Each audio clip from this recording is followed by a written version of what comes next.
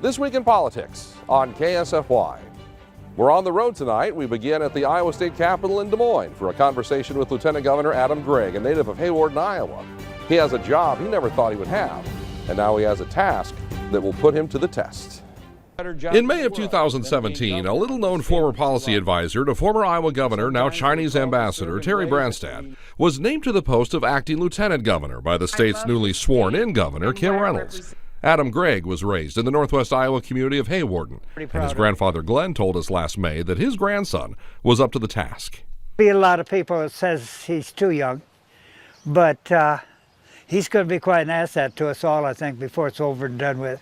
Within days of being named lieutenant governor, Gregg was back in Hawarden with his new boss. And I am so thankful to have this opportunity. And now, 8 months later, Adam Gregg is still pinching himself.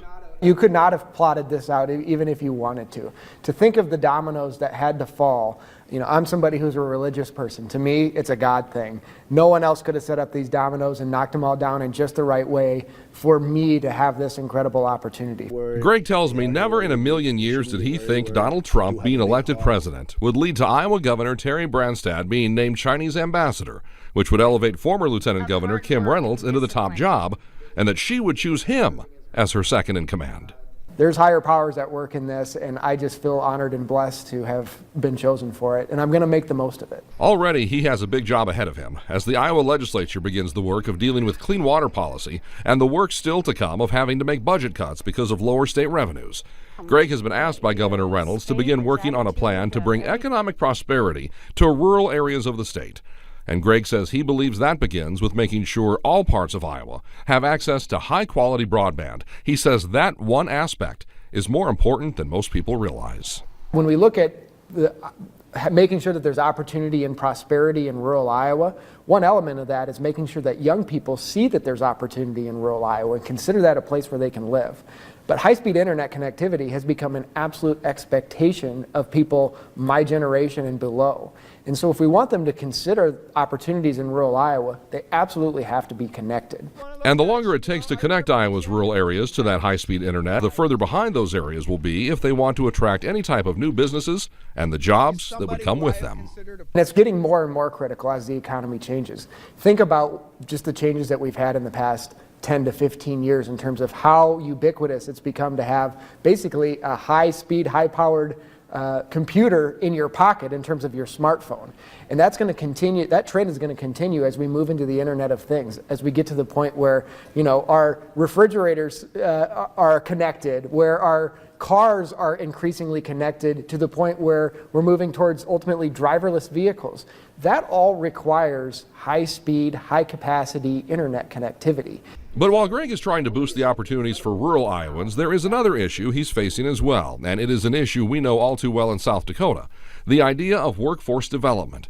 Gregg tells me right now, in Iowa, there are tens of thousands of open jobs, positions that are going unfilled in both urban and rural areas, because the people with the right skills aren't there. There are, on any given day, nearly 60,000 open positions in the state of Iowa right now in many different fields, many different skill levels, many different wage levels, and many of those are throughout rural Iowa. And some of this is about connecting people to those opportunities and helping them realize that those opportunities can be in their hometowns. So what Adam Gregg faces right now is a true balancing act, bringing newer, better, and much faster technology to rural areas so new businesses will pop up creating new jobs, while at the same time making sure if those new jobs do appear, that the right people will be there to fill them. The acting lieutenant governor tells me this is the equation that needs to be solved. The future of smaller communities, like his own hometown of Hawarden, depend on it. We really care about making sure that there's prosperity in every corner of our state. And you might say it's because we come from those corners. We'll never forget those places. And we thank Iowa Lieutenant Governor Adam Gregg for his time. Still to come tonight on This Week in Politics, the President's State of the Union address.